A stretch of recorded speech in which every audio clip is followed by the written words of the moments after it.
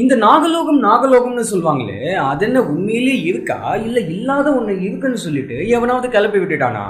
பாம்புகள் இருக்குன்றது தவிர்க்க முடியாத உண்மை. ஏன்னா அதை நாம அனிமல் கேட்டகரியில பார்த்துக்கிட்டு இருக்கோம். ஆனா அந்த பாம்புகளுக்கு ஒரு கிங்கு குவீனு தனி உலகமே இருக்குன்னு சொல்றதெல்லாம் எந்த அளவுக்கு உண்மை? இது இல்லாம இச்சாதாவி நாகம்னு சொல்லிட்டு ஒண்ணு இருக்கு. அது தேவைப்பட்ட ஹியூமன் ஃபார்ம்ல மாறலாம், இல்லைன்னா பாதி பாம்பாவும் பாதி ஹியூமனா கூட இருக்கலாம்னு சொல்லிட்டு கதை கதையா சொல்லியிருக்காங்க. அண்ட் பூலோகத்திலேயே இடம் ஒண்ணு இருக்கு, அதுதான் நாகலோகம்னு சொல்லிட்டு பல பேரால நம்பப்படுது. அந்த இடம் எதுன்றதையும் பார்க்கலாம். அண்ட் இந்த எல்லா கான்செப்டோட ஆக்சுவல் உண்மை தன்மை என்ன, ஹிஸ்டாரிக்கல் ரெக்கார்ட்ஸ் படியும் மைத்தாலஜிக்கல் ரெக்கார்ட்ஸ் படியும் இந்த கான்செப்ட் பத்தி எல்லாம் என்ன சொல்லியிருக்காங்கன்றதை இந்த வீடியோல அவுத்து விட்டுடலாம். அதுக்கு முன்னாடி நீங்க நம்ம சேனல் இது வரைக்கும் சப்ஸ்கிரைப் பண்ணலன்னா இப்போ சப்ஸ்கிரைப் பண்ணிடுங்க. அப்படியே பக்கத்துல உள்ள பெல் ஐகானை கிளிக் பண்ணி ஆல்ல கிளிக் பண்ணிடுங்க. அப்பதான் அடுத்தடுத்து போடக்கூடிய வீடியோஸை நீங்க இமீடியட்டா பார்க்கலாம். ஹிந்து மைத்தாலஜி படி பார்த்தோம்னா இந்த இச்சாதாவி நாகம்னு சொல்லப்படுற நாகம் தன்னுடைய பாம்பு வடிவத்தை மாத்திக்கிட்டு மனுஷ வடிவத்துக்கு சேஞ்ச் ஆயிடும்னு சொல்லிட்டு நிறைய டிஸ்கிரிப்ஷன்ஸ் இருக்கு. அவ்வளவுதானே தவிர ஒரு பெண் நாகம் மனுஷியா சேஞ்ச் ஆகி தன்னுடைய காதலனை கொன்ன ஆளுங்களை தேடி கண்டுபிடிச்சு சாகடிக்கும்னு சொல்றதெல்லாம் நம்ம ஆளுங்க சினிமாலையும் சீரியல்லையும் கொண்டு வந்துட்டாங்க. மத்தபடி ஒரு நாகத்தால பெண்ணாக மாற முடியும் ஆணாக மாற முடியும்னு மென்ஷன் செய்யப்பட்டிருக்க தவிர இந்த பழிவாங்கிற மேட்டர் எல்லாம் அங்க கிடையவே கிடையாது.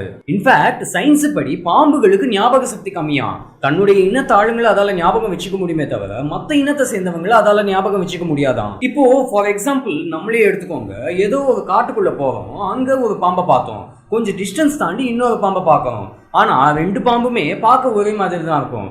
ஆனா அந்த பாம்பு தான் இந்த பாம்பான்னு நம்மளால கன்ஃபார்ம் பண்ணி சொல்ல முடியாது. அதே சமயம் அந்த பாம்பு இந்த பாம்பு கிடையாதுன்னு நம்மளால கன்ஃபார்ம் பண்ணி சொல்ல முடியாது.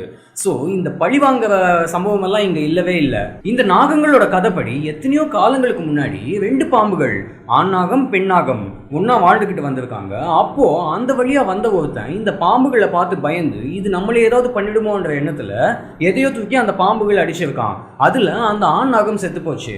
பெண் நாகம் சின்ன காயங்களோட எப்படியோ எஸ்கேப் ஆயிடுச்சு. ஆனா ஆண் நாகம் இல்லைன்றத பெண் நாகத்தை பயங்கர சோகத்துல கொண்டு போயிடுச்சு. சோ இப்படிப்பட்ட சிச்சுவேஷன்ஸை நாம எப்படி கையாளுறதுன்னு யோசிச்சு சிவபகவானை நினைச்சு கடுமையா தவம் செஞ்சது. அப்போ சிவபகவான் நேரில் வந்ததும் சில வரங்களை கேட்டு வாங்கிக்கிச்சு.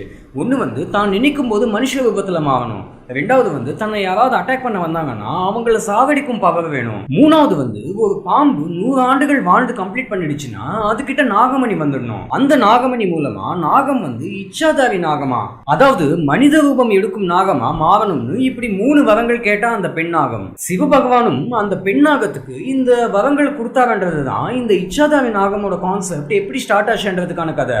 சோ இது போல நாகங்கள் கோபுரா இனத்தை சேர்ந்ததா சொல்லுவாங்க.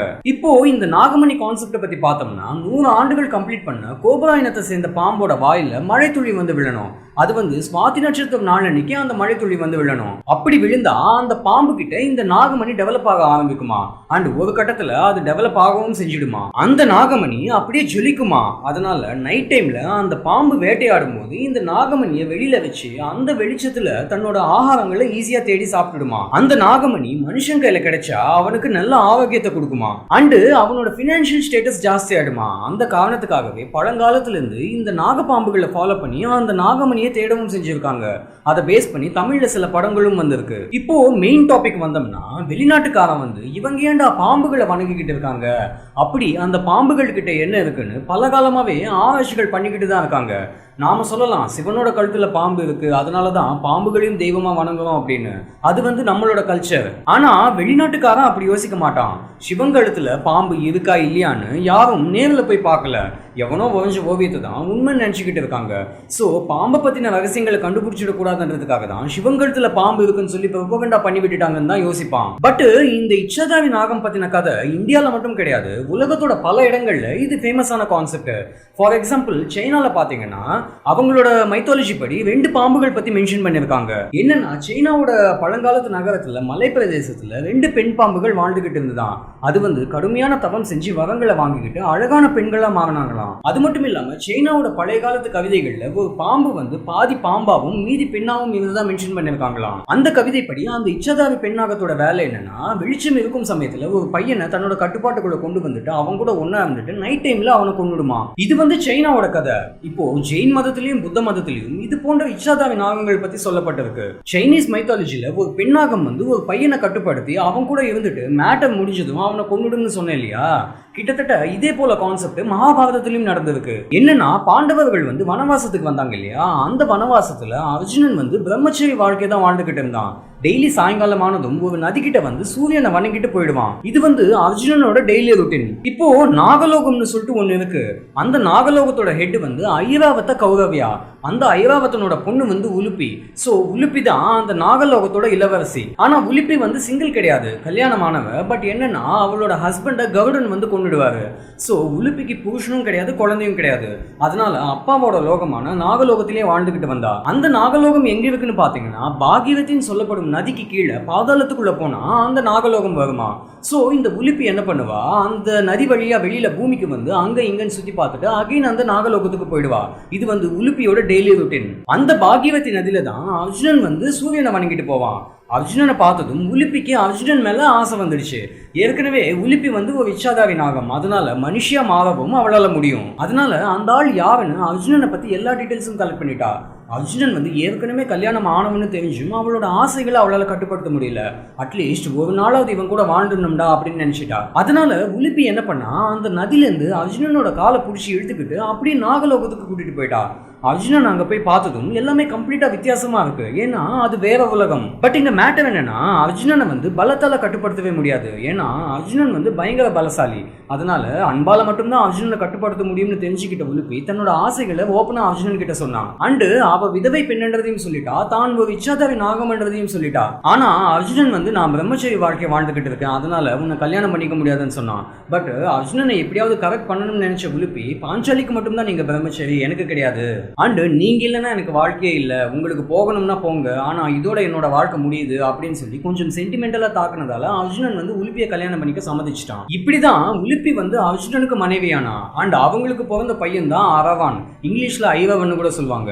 சோ அந்த அரவான் வந்து குருக்ஷேத்திர யுத்தத்தோட 8வது நாள் அன்னைக்கு இறந்து போயிடுவான். அண்ட் உலுப்பி வந்து மீதி உள்ள வாழ்க்கையை அர்ஜுனனோட தான் வாழ்வா. சோ விதவை பின்ன மறுபடியும் கல்யாணம் பண்ணிக்கலாம்ன்ற கான்செப்ட் இங்க இருந்து தான் ஸ்டார்ட் ஆச்சு. இதுல கொடுமை என்னன்னா ஒருத்தி மட்டும் தான் நம்ம வாழ்க்கையிலேயே மகாராணின்னு நினைச்ச துரியோதனனை இதிகாசம் வந்து கெட்டவன்னு சொல்லுது. 4-5 பேரை கல்யாணம் பண்ண பாண்டவர்களை நல்லவங்கன்னு சொல்லுது. சரி, இப்போ அவங்க நல்லவங்களா கெட்டவங்களான்றது நமக்கு வேணாம். கான்செப்ட் படி உலுப்பி என்ற நாகக்கன்யா வந்து நாகலோகத்தை சேர்ந்தவன்னு கிளியரா மென்ஷன் செய்யப்பட்டிருக்கு. அது மட்டும் இல்லாம பழங்காலத்துல இந்த இச்சாதாரி நாகங்கள் வந்து மனுஷங்களோட சேர்ந்து வாழ்ந்துச்சுன்னு நிறைய தியரிஸ் இருக்கு.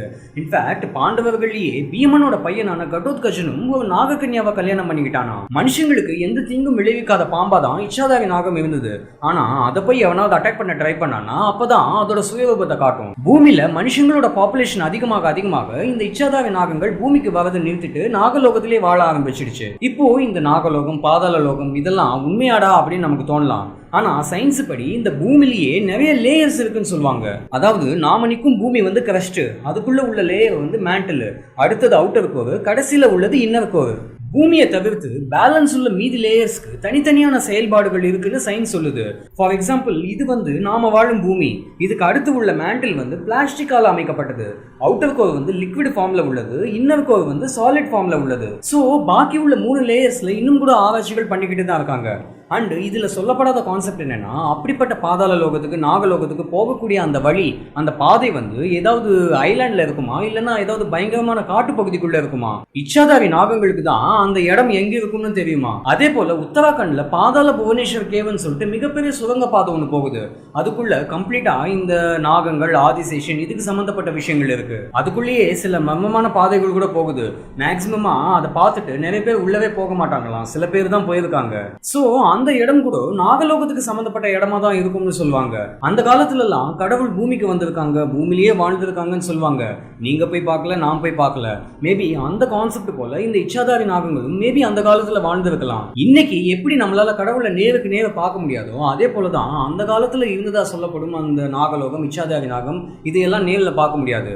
பார்க்கலாம், டிவி சீரியல்ல வேணா பார்க்கலாம். ஸோ இதெல்லாம் தான் அந்த நாகலோகம், இச்சாதாரி நாகம் அதோட உண்மைத்தன்மை என்னன்றதுக்கான டீடைல்ஸ். கண்டிப்பா உங்களுக்கு இன்ஃபர்மேட்டிவா இருக்கும்னு தோணுது. அண்ட் இந்த கான்செப்ட் மேல இன்ட்ரெஸ்டடான உங்க ஃப்ரெண்ட்ஸ்க்கு இந்த வீடியோவை ஷேர் பண்ணுங்க. அப்படியே நம்ம சேனலை சப்ஸ்கிரைப் பண்ணிடுங்க. மீண்டும் அடுத்த வித்தியாசமான வீடியோவில் சந்திக்கலாம். அண்டில் தென் பாய்.